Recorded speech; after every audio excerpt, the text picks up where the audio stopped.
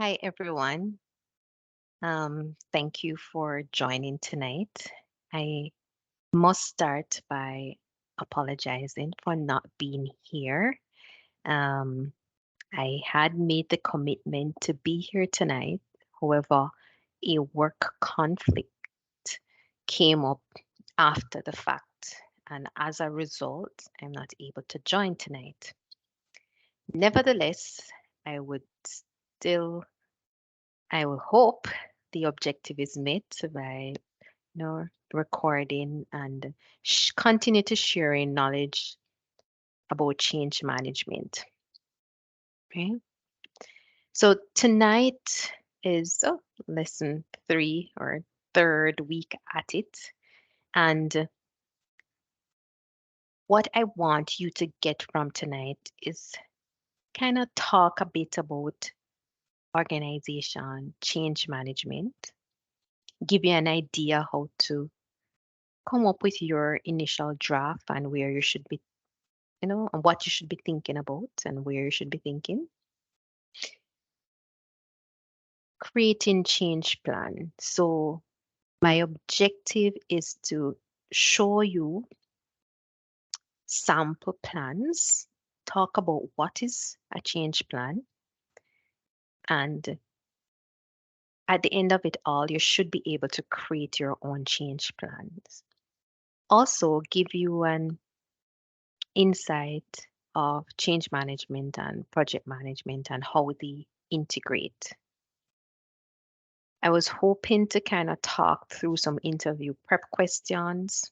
I'll definitely make myself available for us to, for anyone who wants to talk, probably sometime this week, the day after, to kind of talk about interview questions if you're really looking to make that change into the change management world or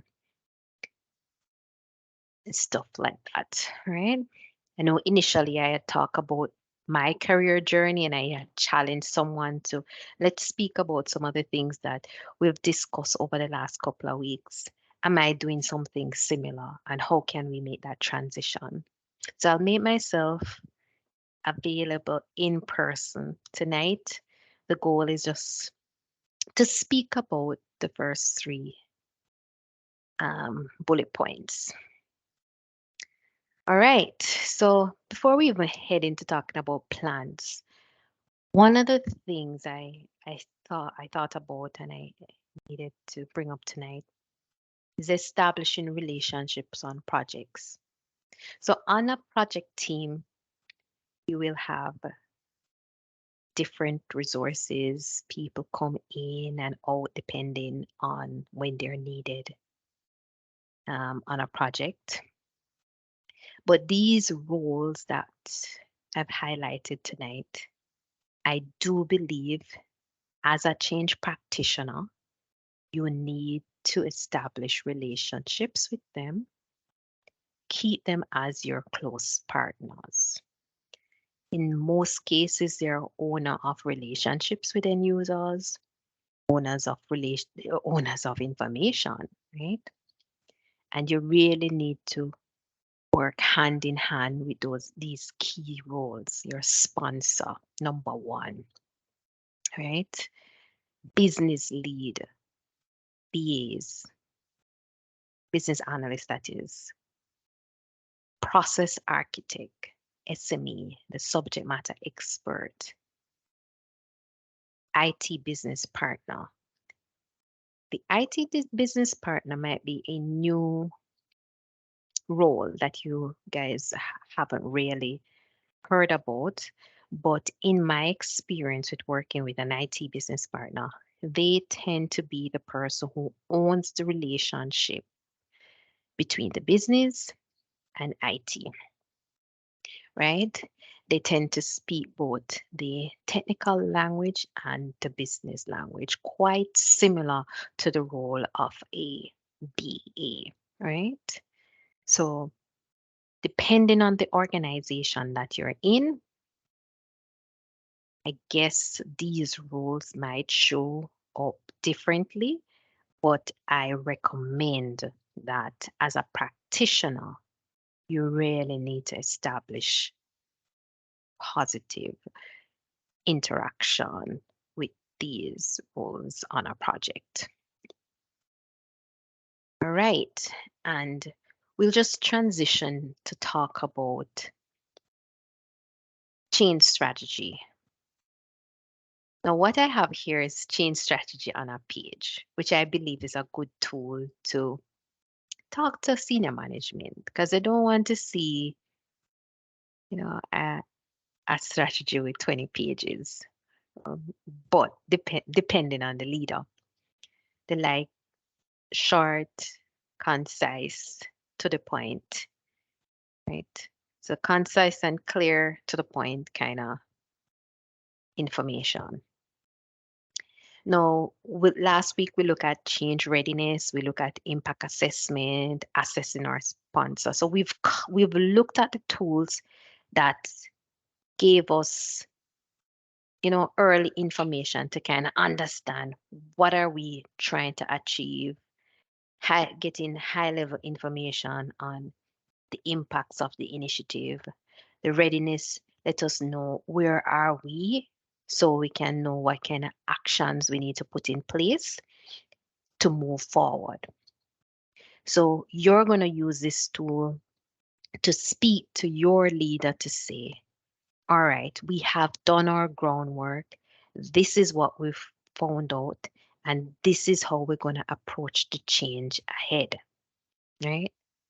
You speak to them in the manner that we're going to use a approach where we have three different phases. The first phase is around preparing for the change. Second, we are managing the change. And thirdly, we are sustaining the change. You as a leader is going to play key role in all of these phases. In these three phases, we have four buckets of work that is cyclic across phases. Change, impact, and readiness. Yes, we have done some readiness at check. We have done our high level impacts. But in this bucket of work, we're also explaining that we're going to do detailed impact assessment. So we've done our groundwork. We're now going to do some detailed impact assessment. We need to assess this real size and scope. When you do detail, you've discovered more information. Look at the downstream impacts because sometimes these high level really don't speak to the downstream impact. And the next bucket of work to complement the first one, we've found out many things. Do we have shared understanding? All the leaders understand the change the same way, right? We talk about targeted approach for impacted. We're identifying those targeted approach, decided whether we need change champions and who is involved. Leadership visibility. So it's really talking to the leaders. How is it that they're going to show up? What is it that they need to do to enable the change? Communication and engagement really works hand in hand with leadership and organization alignment because leaders are driving the change. And basically, you're telling the leaders that we're going to establish activities for targeted teams and ensure that all our activities have the objectives and timelines. Understanding where those reinforcement communication needs are. And at the same time, if learning and development is required, we'll establish a plan. We've identified the learning requirements, engage our partners in order to ensure that we set up our impacted stakeholders for success.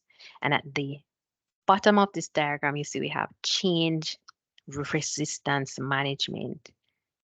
The importance of that is that we're doing resistance management in all the buckets of work across all the cycles because you have to constantly trying to identify or keep on keeping that eye out where we might have resistance. We need to understand what our change objectives are and how we're going to review and measure these objectives. And I'll jump straight into, you know, now we have our change management strategy. What are those plans that will enable the strategy? And change management plan, when you hear about a change management plan, it really includes several different plans. It's just a group of plans that will support the implementation of a project, will enable your strategy. Now, I've listed a few here. We have our change management work plan, your communication and engagement plan. I typically call it change communication and engagement plan. Why? In some organizations, you have communication teams and their mandates are slightly different. And they also have a communication plan. And sometimes you have to work closely with those teams. So you kind of really want to differentiate what they're doing versus what you're doing in order to establish ownership. Leadership action plan. Your leadership action plan, sometimes you'll also hear it as sponsors roadmap, right? You have your resistance management plan, sustainment plan, training plan. The scope of tonight, we will not talk about training plan, but it's also one of the change management plan, okay? And you need to understand that your training plan, sometimes you will have a learning and development department or a training department or within the organization that will come in and create these plans as well. So your role in terms of supporting the training plan is different because you're identifying the impacts and you're identifying what are the training requirements to hand off to your training partners.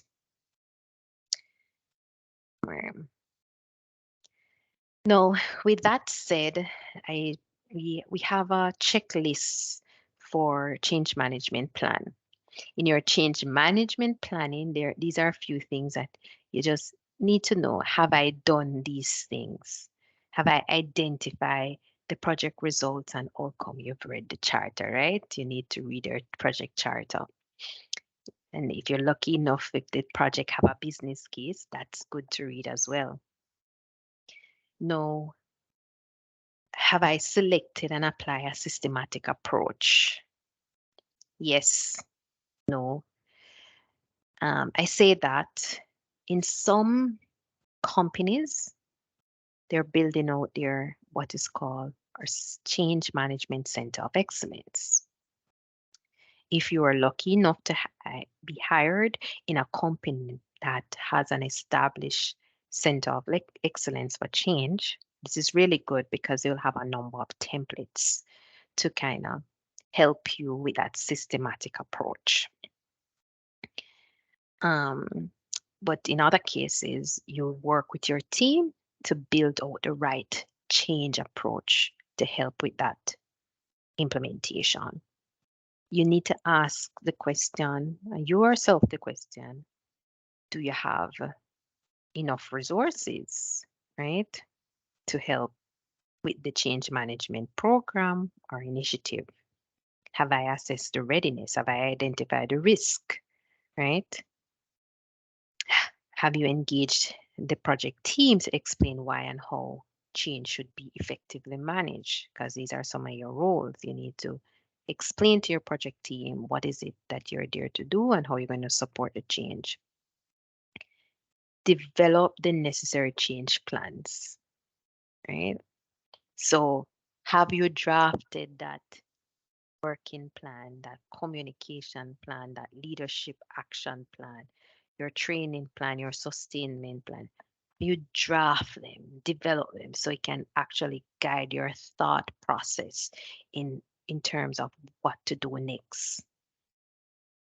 Integrating your change management activity into your project steps or life cycle. right?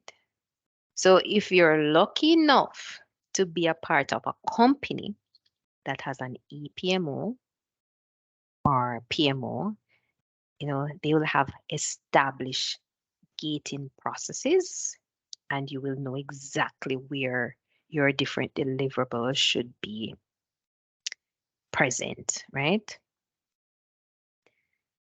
That's one. But if you're not, you work closely with your project manager, probably for smaller organizations, to ensure that this is in place or it's integrated well. And also presenting your change management plan to those involved in the execution. So playing back. So you have all your plans. Let's play it back to the the sponsors, the project team. So we are all aligned in terms of what we're going to do moving forward.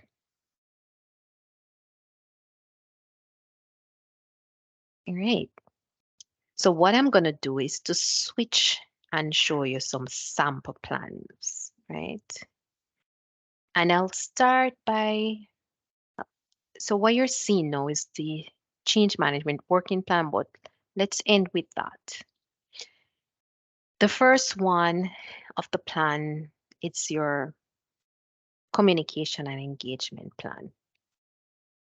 And the key elements, I've kind of call out the key elements here, which is around outlining the communication governance. This is a very, very important activity. You need to know who needs to review your communication and who needs to approve it, right?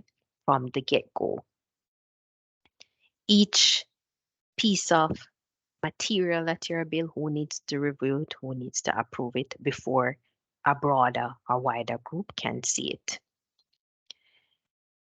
When you have done that, now you can think about the communication activities. You've listed all the communication activities that you need to do for a particular group. So you've done your stakeholder analysis, right? You know who you need to communicate to or which group. So what activities? The whole community just identify, what am I going to do? I'm going to do a town hall, right?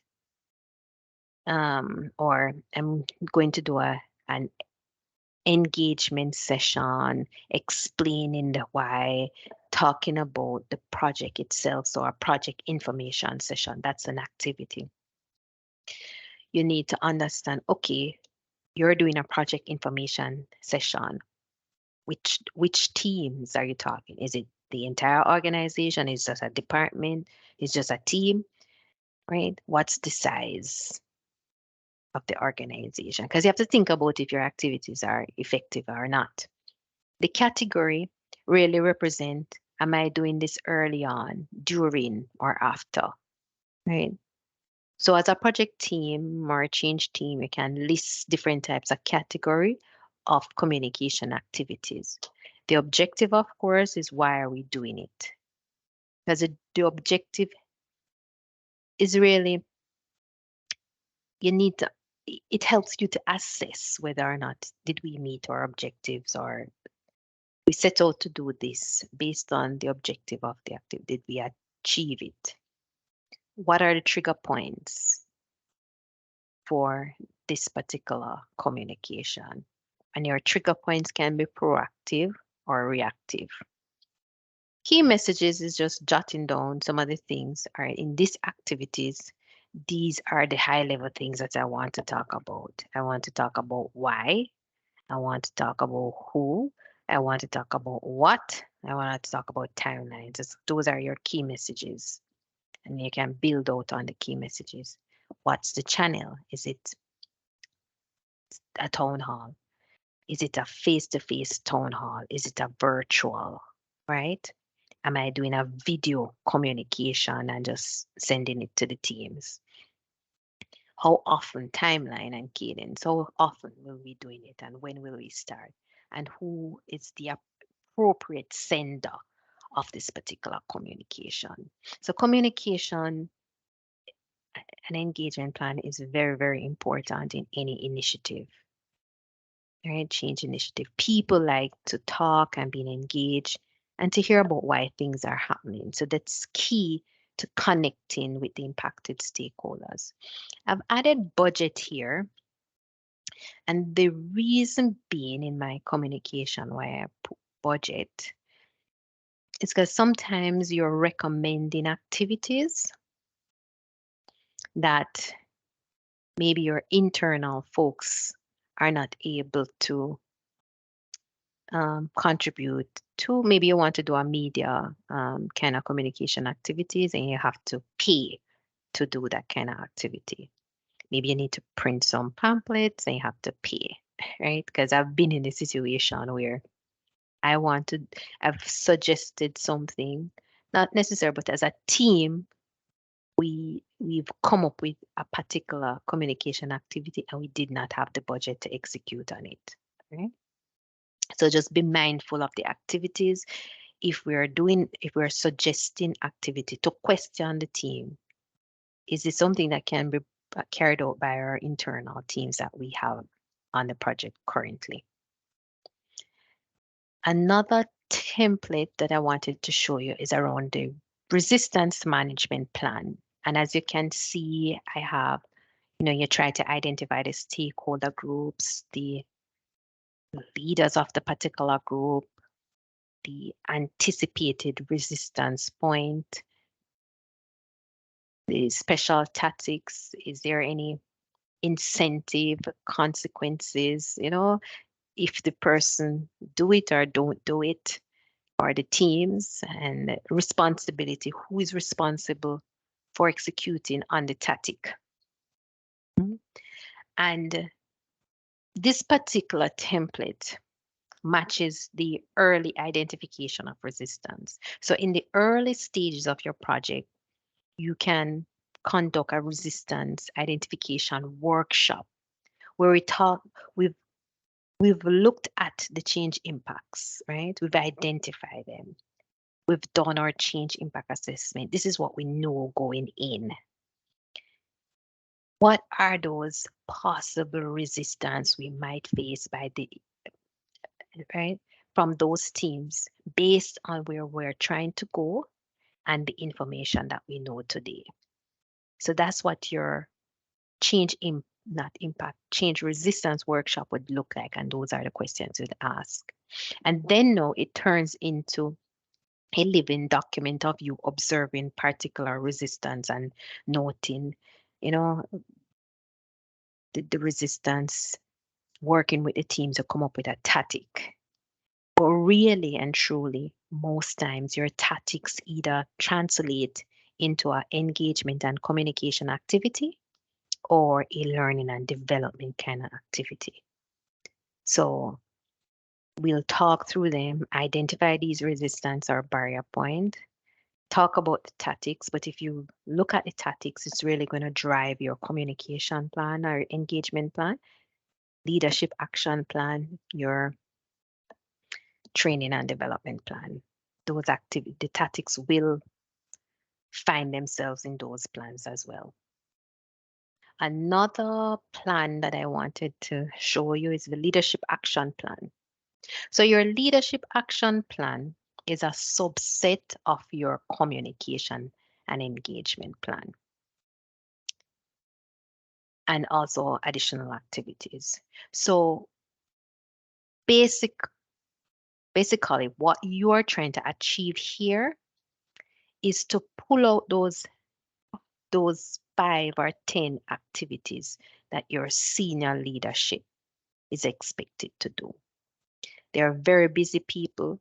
You do not want to give them this comprehensive plan with 100 lines. You want to show them, okay, I have these 5 things. I want you to be able to be at this meeting, talk at this presentation about the business rationale for the change. You're basically telling them that you want them to approve a particular message, review and approve a particular message. And in your resistance management plan, you might identify that we have a barrier point here. You bring it on your leadership action plan that this senior leader need to remove this barrier for these employee groups. That is your leadership action plan. What are those top things that you need your leader to do? And it mustn't be 100 lines. It need to be like try to be like 5 lines or something. The other plan is the sustainment plan. And this typically gets activated after go live. Um, just identify key activities that that will help you to kind of make the new ways of working business as usual. That's the objective of your sustainment plan, future proofing what the project has implemented into operation. So, with this plan, you identify what are those continuous activities that will happen after the project goes live. What's the purpose of these activities? Timelines as well, and success measures. You need to assess if the activities are achieving their objectives, right? And ensure that these activities have owners. An example of this, as I have here, establish a cadence and mandatory um, reinforcement training. The objective here is to future-proof the new ways of working. The timeline immediately after go live, you're going to put it into action. How we're going to measure if it is successful, we're putting out a training and the employee needs to get an 80% pass mark on the evaluation every time they do the training. And the operation manager for that team is the owner of. And this is just a sample depending on the project you have. Then I'll go back now to our change management working plan. The change management working plan is very similar to your project management plan. And this can be built out in a Microsoft project or any project tools that you use. Now, what's the purpose of your working plan? And if you can see, I try to put it back in the 4 buckets of work: change, impact, readiness, stakeholder engagement and communication, leadership alignment, leadership and organization alignment, and also learning and development. Now, this is a sample working plan, the activities, who is accountable for that activity, who are the resources assigned to the activity, the status, start date, end date, any dependencies, risk, or comments that you want to make, right? It's a living document that I have to consistently update. Now, what's the purpose of this? For example, in your communication and engagement plan, you might identify an activity that say town hall, project awareness at the town hall on May the 5th, for example. There are a number of things that you need to do in order to be successful at that town hall meeting in order to communicate. You need to prepare the deck. You need to write the message. You need to get the message reviewed and approved, several review and approval process, then send it off. Ensure that you're on the agenda. So the working plan will contain all those granular activities that is going to support you doing that one major communication activity. That's the idea behind the working plan, right? So you have several plan and you have several activities, but you need to actually list the supporting subtasks that will enable that one major milestone. Easy cheesy. So that's the idea behind your working plan. Great. So let's switch back to,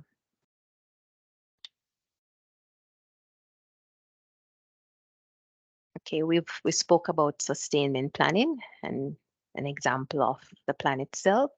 So what I want to end with tonight is really looking at how change management and project management integrate. And what I have here outlined is the project life cycle. And in each of these life cycle phase, I wanted to call out some of the change deliverables or activities that are happening. Now, in a project initiation phase, what's happening from a change perspective, as you can see, we're trying to understand the case for change. We're defining that change. We're drafting our strategy because there's a number of things that we're doing some groundwork in terms of stakeholder analysis. We're assessing readiness. We're looking at sponsors, competencies. So we're doing groundwork, reviewing that project charter to understand what is that change, right? And what is it that we need to do to support the organization through that change process. In the planning phase, this is where we're drafting all of those plans that I spoke about earlier. We have the developing of the communication and engagement plan, sponsors roadmap, which is the same thing or very similar to our leadership action plan. The coaching plan, I didn't highlight the coaching plan earlier, but that is also one of the change management plan. The resistance management plan, we're activating early communication if we need to, and activating our sponsors roadmap or plans if we need to in these planning phase. Because with change, you have to start early, communicate early, preparing your stakeholders or your employees for that change. So in the analysis phase, we're doing some deep dive here. So we're preparing and planning for stakeholder interviews, right? Because you need to find out more information. We're planning for our change impact assessment workshops. We're doing detailed impact assessment to understand how stuff work now and what and compare that with the future state based on how the project defines it, right? Based on our analysis, we're updating our change plans because we're getting new information. We are understanding those downstream impacts and probably discovering new teams that weren't in our initial stakeholder analysis, right? We're performing resistance identification workshop. So we're really going deep based on the project life cycle. And this is how we complement the different function areas, change management and project management.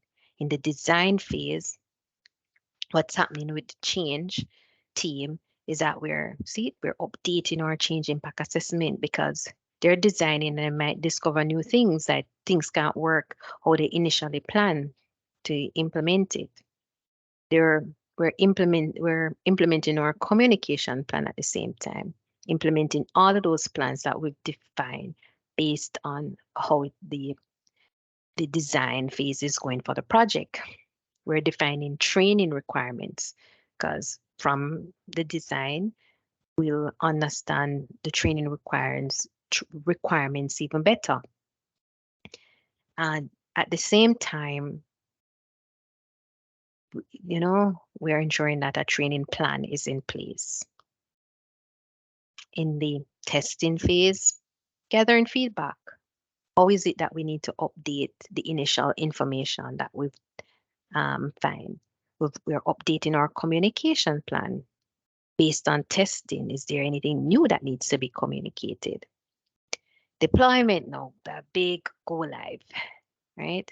And go live is for us is all about ensuring that training is conducted to support whatever technology is in place or whatever process they've put in place or new policy. Gathering feedback. We've outlined our plans. You know, we've executed on our activities. We need to measure. We need to assess, right?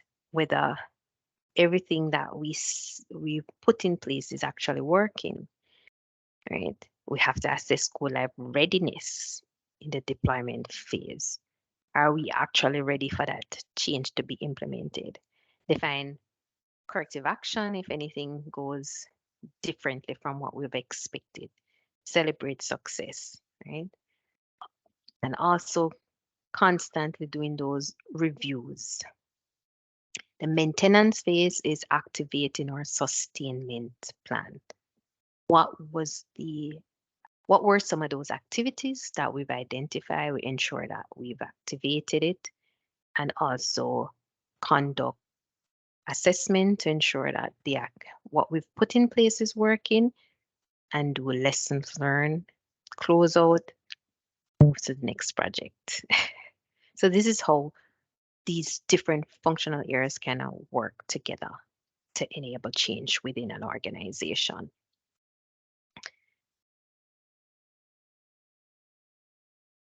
Great. So we've come to the end. I had these recap questions, so you can take a look at the questions, reflect on them, think about them, and thank you for joining tonight. Change management is an interesting field. I will make myself available for an hour to talk about that. Do some interviewing prep, share with you some sample questions, and I would really love to help a person who is trying to transition from one job into change. Let's look at how you're working today and write that career journey down and look for those transitional responsibility that can help you in your interview. I hope the information that I've shared over the last 3 hours, probably over a space of 3 weeks, is very helpful and can help you at least push you forward in making that step or, you know, just reflecting on how you work today and how you can make that switch. Have a good night and thank you for joining.